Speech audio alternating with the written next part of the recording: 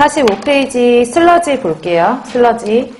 첫 번째로는 슬러지 안에 있는 수분인데요. 이거는 토양에서도 간혹 나올 수가 있어요. 그래서 슬러지 안에 있는 수분 참고하시라고. 잘 나오지는 않지만 그래도 알고 계시는 게 도움이 되실 것 같아가지고 말씀을 드리도록 할게요. 그래서 폐기물 안에 있는 수분의 형태는 간극 모관결합수라고 되어 있는 게 있고요. 모관결합수 같은 경우에는 이제 슬러지 안에 보면은 우리가 그냥 상상을 하시는 거예요. 갈라진 틈 사이에 껴 있는 것들을 우리가 모관결합수라고 얘기를 하거든요. 그래서 모관결합수, 그 다음에 그 옆에 보시면은 틈새 모관결합수, 쐐기 모관결합수 이렇게 되어 있고요. 그 다음에 표면 부착수, 내부수로 구성되어 있대요. 그래서 조금 더 쉽게 설명을 드리면 슬러지 같은 게 완전히 확대를 했다라고 보는 거예요. 실제로 이렇게 생기지는 않았지만 이런 식으로 슬러지가 이렇게 하나를 확대를 해서 그리면 뭐 이런 식으로 그려져 있다고 생각을 했을 때 여기에 제일 많겠죠. 슬러지 틈과 틈을 메우고 있는. 그러니까 여기 틈과 틈을 메우고 있는 모든 것들을 다 거의 대부분 모관결합수라고 얘기를 하고요. 모관결합수. 이해 가세요? 모관결합수 중에서도 제일 많은 양을 차지하고 있는 것들을 우리가 여기 가운데 이렇게 슬러지랑 슬러지 사이에 껴져 있는 간극수라고 얘기를 하거든요. 간극수. 뭐라고 한다고요? 간극수. 간극수라고 하고 그 다음에 모관결합수는 그러니까 이 틈에 슬러지 안에 있는 그 틈들에 다 들어가 있는 걸 우리가 모관결합수라고 했다 그랬잖아요. 근데 모관결합수 옆에 보면은 틈새 모관결합수가 있고요. 그 다음에 쐐기상 모관결합수라고 되어 있어요. 맞죠? 그래서 틈새 모관결합수 같은 경우에는 여기 말한다고 생각하시면 돼요. 슬러지와 슬러지 사이 이런 데는 틈새 모관결합수가 되는 거고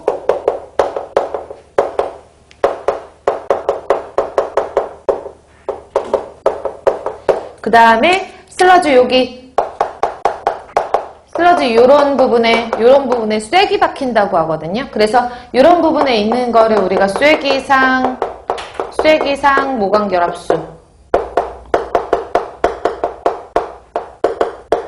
사실 모관결합수는 이렇게 슬러지를 둘러싸고 있는 모든 물들을 다 모관결합수라는 말로 총칭을 하는데요. 사실 제가 이거를 조그만 거를 완전 확대해서 그렸을 뿐이지 여기 있는 옆에는 계속 다른 슬러지들이 다 연결되어 있잖아요. 그러니까 슬러지를 둘러싸고 있는 모든 물들을 우리가 총칭을 해가지고 모관결합수라고 얘기를 하는데 그 중에서도 이제 간극, 그 슬러지와 슬러지 사이사이에 있는 애들을 우리가 간극수라는 말로 총칭을 하는 거고 그 다음에 슬러지에 이런 빈 틈 같은 데 쏙쏙 들어가가지고 있는 것들을 우리가 쐐기상 모관결합수라고 얘기를 하는 거고 그 슬러지 입자와 입자 사이에 들어가 있는 걸 틈새 모관결합수라고 해요. 그 이 세 가지를 기준으로 했을 때 누가 가장 양이 많을까요? 간극수가 제일 많다고 그랬죠? 그래서 양이 가장 많은 건 간극수예요. 두 번째로 보시면은 누가 가장 물을 빼기 힘들까요? 쐐기 박힌다 제가 그랬잖아요. 쐐기 박힌 게 가장 빠지기가 힘들어요. 그래서 얘가 가장 빠지기 힘들다라고 보시면 돼요. 아셨죠? 그리고 또 하나가 있어요. 표면 부착수라고 있는데요. 표면에 부착되어 있는 거예요. 요런 표면에, 이렇게 표면에. 근데 표면에 부착되어 있다라는 거는 제가 이걸 어떻게 설명드릴까 생각을 했는데 이게 왜 시멘트나 아니면 콘크리트 바닥 같은 데 보면은 자세히 보면 이렇게 구멍이 빵빵빵빵빵 현무암처럼 뚫려 있잖아요. 그러니까 그런 데 부착되어 있는 것들은 걔네랑 밀착성이 강해가지고 그러니까 공극에 들어가 있긴 하지만 표면에 부착되어 있는 것들은 어떻게 보면은 이 슬러지 표면과 부착하려고 하는 물과 붙으려는 그런 성질, 인력이 강해가지고 붙어 있는 거거든요. 그러니까 표면에 붙어 있다고 해가지고 잘 빠져나오겠네 하면 안 되는 거예요. 표면에 부착되어 있는 것도 슬러지와 물 간의 인력, 그러니까 어떤 붙으려는 힘 같은 것들이 존재를 하기 때문에 얘도 떼기가 힘들어요. 표면 부착수도. 되셨어요? 마지막에 눈에 보이지도 않아요. 이 슬러지가 뭘로 구성되어 있어요? 슬러지는 앞에 수질할 때도 말씀드렸지만 뭐 수처리할 때 호기성 미생물하고 유기물하고 결합해가지고 덩어리가 미생물 플럭이 모여가지고 슬러지가 생기는 경우가 많잖아요.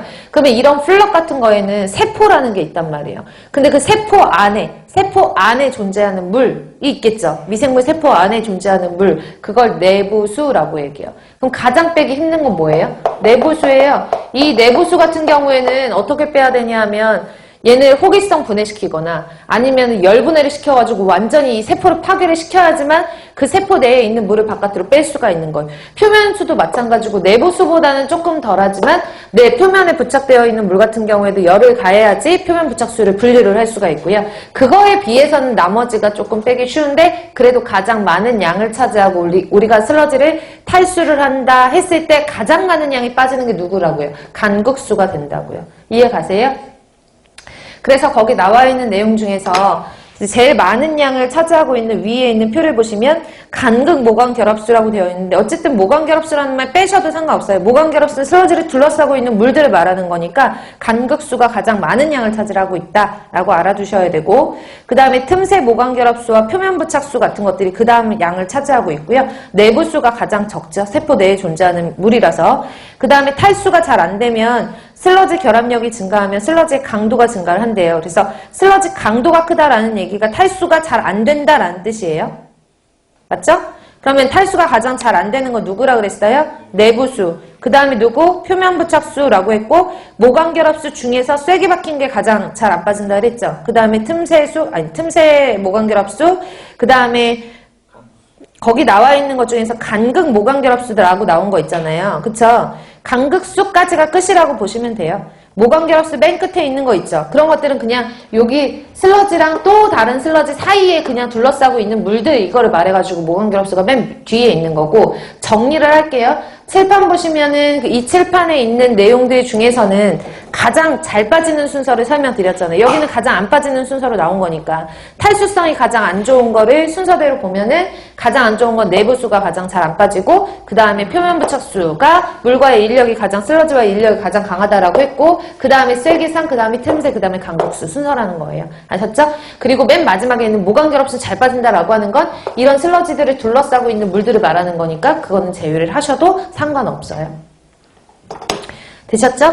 자, 그러면 교재를 보시기 전에 칠판을 한번 볼게요. 그래서 슬러지 안에 있는 수분들의 종류, 그러니까 이름이 조금 생소할 수 있잖아요. 그래서 간극수, 모광결합수는 틈새에 있는 거, 슬러지와 슬러지 사이 틈새 낀 거, 쐐기 박힌 거, 이렇게 모광결합수가 있고 표면에 부착된 표면 부착수, 내부, 세포 내부에 있는 내부수 이런 걸로 되어 있다라는 것만 기억해 놓으시고 슬러지라는 그 슬러지 분석이라든지 소화율 계산하는 공식은 사실은 이거 수질 시간에 그대로 했던 내용이라서 똑같은 내용이니까 한 번씩 빨리 후루룩 정리하고 넘어갈게요. 우리가 앞에서